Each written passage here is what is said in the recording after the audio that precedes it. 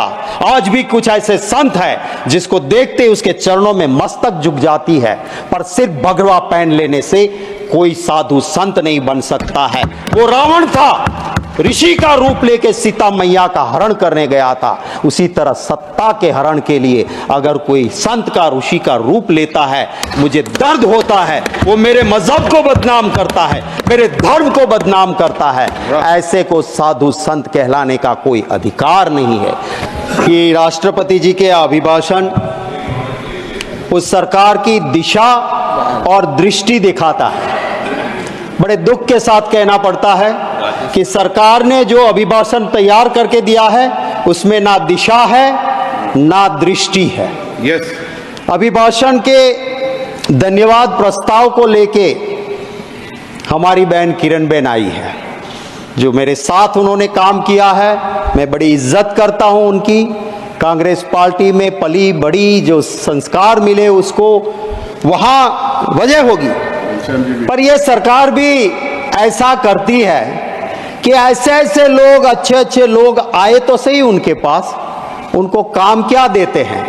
जाओ गाली दो कांग्रेस पार्टी को, जिसने तुमको बड़ा किया उसको गाली दो, उसके खिलाफ बोलो। अरे उसको मंत्री बनाओ आप, वो काबिल है, मंत्री बनाइए उसको। मैं कहता हूं महिला सम्मान करना है तो पहले किरण बेन को कैबिनेट मंत्री बना के देखिए आप, सिर्फ हमें गाली देने के लिए मत रखो। और जब ये लोग हमें गाली देते हैं फिर कोई ना कोई चला जाता है उसके पास, और फिर आपकी कोई उनसे लड़ाई है क्या? नहीं, बिल्कुल प्यार है, कोई लड़ाई। सिफारिश मैं बड़ा सम्मान करता हूँ, सिफारिश कर दी तो मैं सिफारिश कर रहा हूँ। तो सर कोई ना कोई चला जाता है उसके पास। और फिर वो हिंदी फिल्म का एक डायलॉग है ना, रंगा खुश हुआ, हमें गाली देने पे उसको सुनाया जाता है सर। मैं महोदय ये जरूर कहता हूं कि ये अभिभाषण के पेज 17 पे जो बात लिखी गई है, पेज 17 अभिभाषण का, जहां लिखा गया है कि हमारे सैन्य पे हमें फक्र है।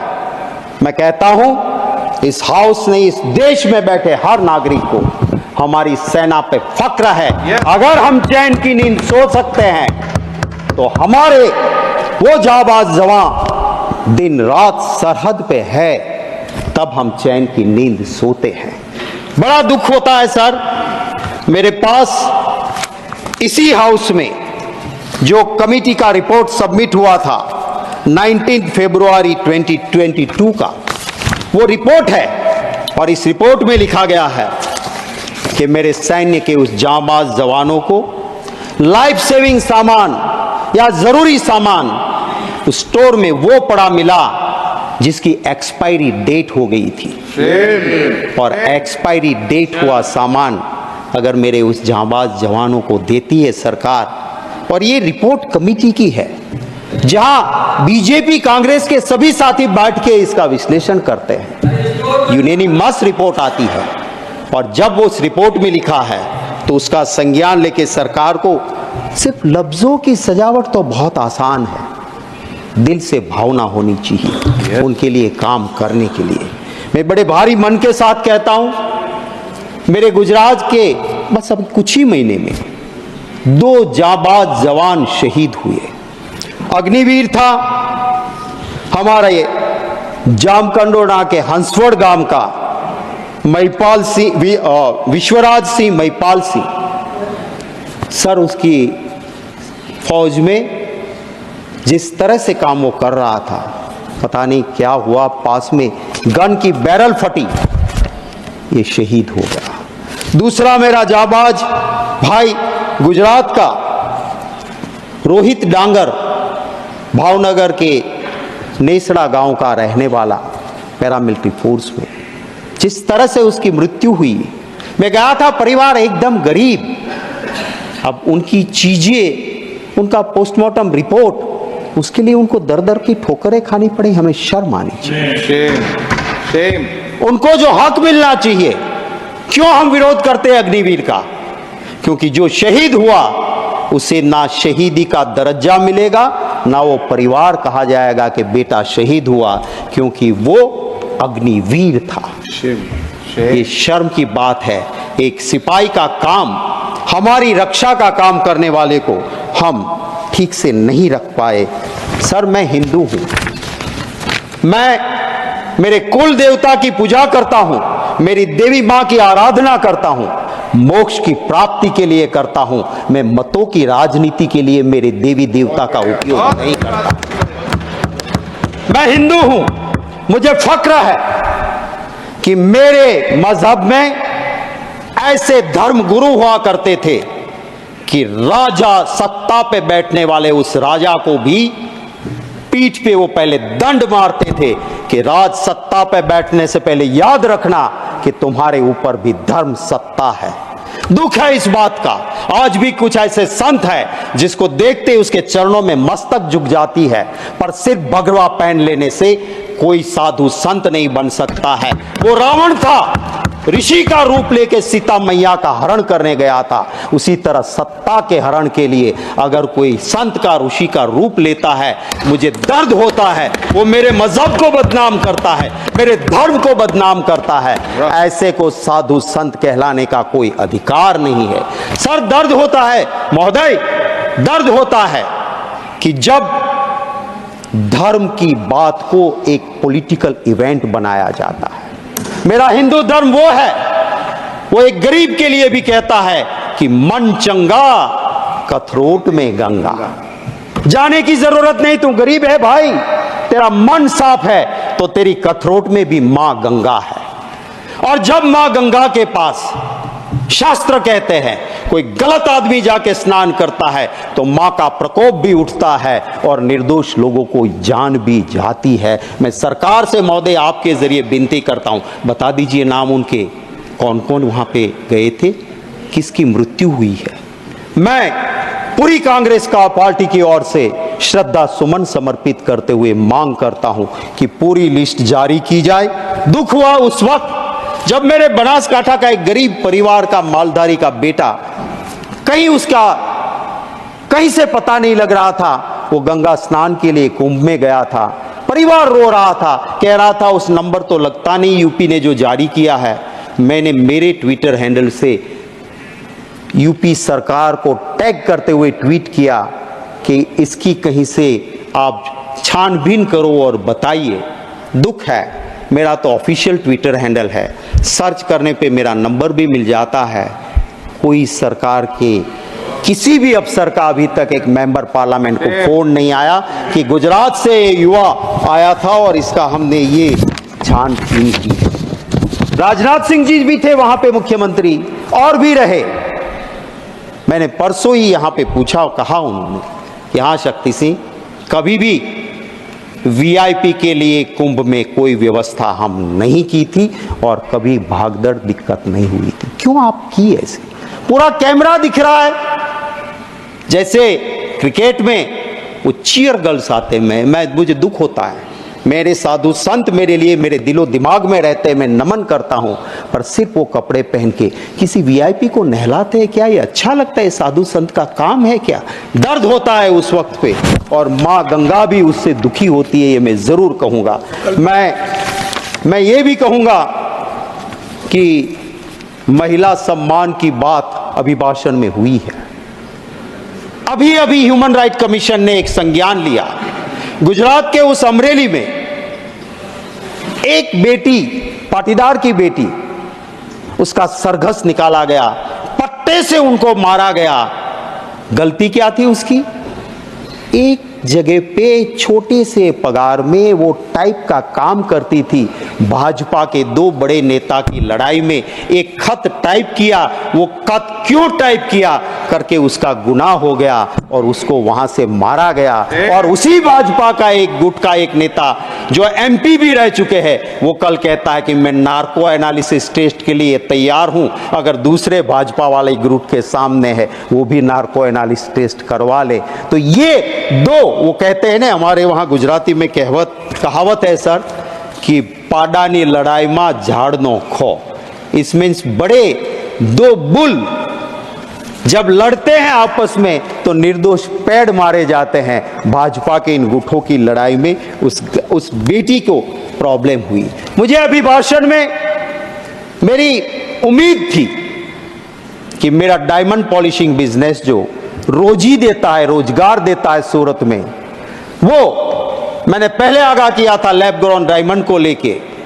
मोदी जी जाके अमेरिका जाके वो लैब ग्रोन डायमंड दे के आए, तब से सूरत में मंदी है, लोग आत्महत्या करते हैं। उसको उगारने की कुछ तो बात होगी, नहीं हुई, उसका दुख है।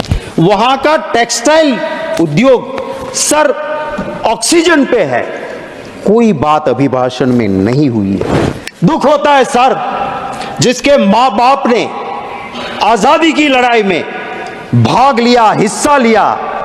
इस सरकार को वो हुसैन भाई पसंद नहीं है, पर शेख हसीना पसंद है। इस बात को जब मैं देखता हूं तब मुझे दर्द होता है कि क्यों आप ये करते हो। हमारा संविधान कहता है विदेश नीति में भारत की सरकार कभी किसी दूसरे देश की नीति में कहीं भी चंचुपात नहीं करेगी, ये हमारी विदेश नीति कहती है। और हम क्या करते हैं, अमेरिका में चुनाव चलता है और वहां जाके कहते अब की बार ट्रंप सरकार। और फिर क्या हुआ, आज 220 इंडियंस को वहां से निकाल के वापस भेजा, सबसे ज्यादा उसमें मेरे गुजराती है। जाइए, आ गई आपकी सरकार, बचा लो उसको, रख दो वहां पे। अरे मेरा हिंदू धर्म तो वो है सर कि चींटी काटती है ना हमें, उसे खाना जाके परोसो, वो मेरा हिंदू धर्म है, उसे मुझे फक्र है। मेरा हिंदू धर्म वो है, वो कहता है वसुधैव कुटुंबकम। मेरा हिंदू धर्म वो है, वो कहता है आत्मा अमर है।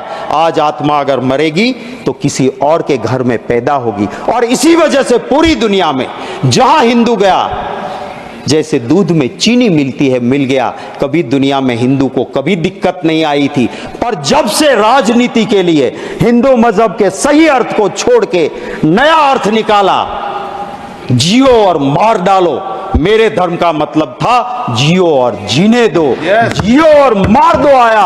और उसके बाद जहां जहां भी बाहर हिंदू रहता है वहां दिक्कत होती है।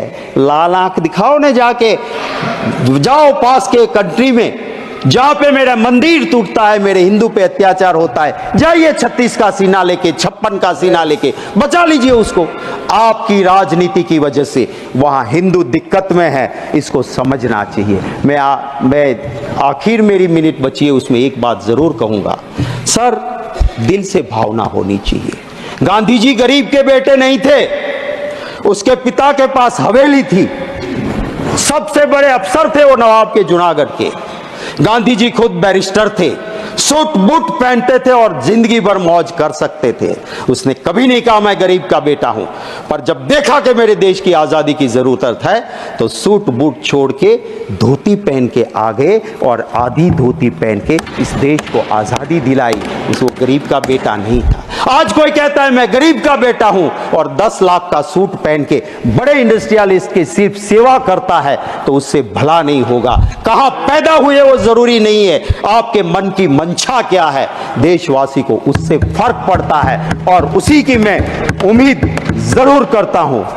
कैसी कैसी बातें होती है सर, मैं आधे मिनट में पूरा कर दूंगा। मैं पूरा बोलिए सर, कैसी बात होती है जब जम्मू कश्मीर में जाते हैं, देश के गृह मंत्री कहते हैं सरकार बना दो हमारी, ईद और मुहर्रम पे मुफ्त में गैस सिलेंडर देंगे। अरे भैया, गुजरात में तो कब से बनाए हुए हैं, दे दो रामनवमी पे, दे दो जन्माष्टमी पे मुफ्त का सिलेंडर, वहां क्यों नहीं देते हो भाई? क्या हमें जरूरत नहीं है? दूसरा कहता है तो कि रेवड़ी बांट रहे हो। तो वोट के लिए आपको कुछ भी करेंगे। जम्मू कश्मीर में पहले कहा बाप बेटी ने बहुत लूटा, फिर बाप के साथ भी सरकार बनाई, बेटी के साथ भी बनाई, और जब देश में दिक्कत लगी चुनाव जीतने में तो बिना तलाक बोले तलाक भी कर दिया। तो ये क्या रीति है राजनीति की? मैं सिर्फ चंद लाइनें जरूर कहूंगा। आज के माहौल को देखते हुए झूठ बिकता है, झूठ बिकता है जुमलों के बाजार में। मुखबिर देशभक्त हो गए, मुखबिर देशभक्त हो गए जुमलों के बाजार में। आजादी के दीवाने देशद्रोही हो गए ये जुमलों के बाजार। वाह। सर आज इस तरह से देश का माहौल चल रहा है। उस वक्त मैं सिर्फ इस अभिभाषण पे जरूर ये कहूंगा कि हमें चिंता करनी होगी उस युवा के रोजगार के लिए। उसको रोजगार नहीं मिलेगा, देश में लॉ एंड ऑर्डर नहीं बचेगा। हमें चिंता करनी होगी महंगाई की। उस गरीब के पेट में अगर अन्न नहीं जाएगा, इस देश के लिए बड़े बड़े लोगों की बात हम उद्योगपति के विरोधी नहीं है। पर अगर मेरा ही सवाल था 24 दिसंबर को, और जब अहमदाबाद एयरपोर्ट सरकार के पास था सर, कोई भी इंटरनेशनल या डोमेस्टिक पे जाता था, सालों से 85 रुपया पैसेंजर यूजर्स चार्ज लगता था, सिर्फ 85 रुपीज। 2 साल में आखिर अदानी के पास आने के बाद इंटरनेशनल में 855 रुपये हो गए, 85 to 855, और डोमेस्टिक में 85 रुपये से लेके 580 रुपीज। आप अगर अहमदाबाद से एयरपोर्ट में बैठोगे, डोमेस्टिक में जा रहे हो, क्या स्वर्ग खड़ा कर दिया कि जो 85 रुपया था उसका 580, और इंटरनेशनल में 85 रुपया था उसका 850 रुपये कर दिए आपने। ये जब प्रजा को लूटते हैं आपके दोस्त, तो हम बोलते हैं, हमारे नेता बोलते हैं। यहां से कोई कह रहा था जब बोलते बोलते कि आपके नेता को बता देना लोकसभा में। हम, अरे भैया, हमारे वहां तो छोटा कार्यकर्ता भी हाथ पकड़ के राहुल गांधी को कह सकते हैं। आप में से कोई भी बता दे, सच बोले और बता दे आपके नेता को, हरेन पंड्या का जो हाल हुआ था वो हाल आपका नहीं होगा, तो मैं राजनीति छोड़ दूंगा। सच सुनने की तैयारी वहां नहीं है। यहां तो इंटरनल डेमोक्रेसी है साहब, खुल के बोलते हैं, अपनी बात हम रख सकते हैं। इसी तरह से हम यहाँ के राष्ट्रपति जी के अभिभाषण के मुद्दों पे मैं सिर्फ यही कहूँगा कि जनता की बात करें, उसको परिपूर्ण करें। संक्षेप कर दीजिए। जी, मैं कंक्लूड करता हूँ सर। सर, स्मार्ट सिटी की बहुत बातें हुई थी, आज के अभिभाषण में वो गुम है। गरीबों के आवास के आंकड़े और सच्चाई काफी दूर है। मैं दिल से धन्यवाद करता हूं आपका महोदय, और मेरी बात को यहीं पे खत्म करता हूं। Thank you very much. धन्यवाद शक्ति सिंह जी।